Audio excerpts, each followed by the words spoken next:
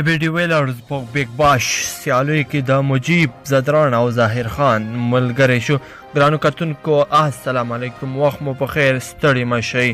ویډیو طرفه را سره وګورئ او زموږ دغه چینل سبسکرایب کړئ. ابیډي ویلرز په بیگ باش سیالیو کې د مجیب او ظاهر خان ملګری شو.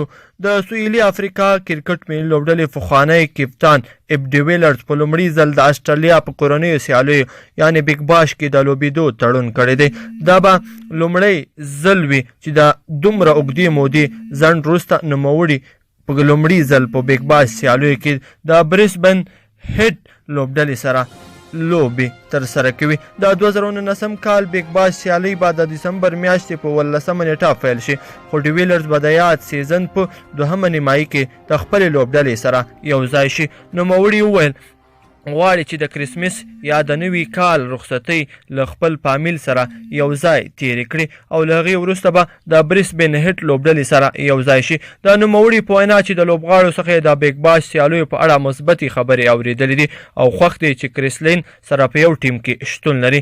ای بي وویل زه باید دا ووایم چې بریسبن هیټ لوبډله ماته ورته ده.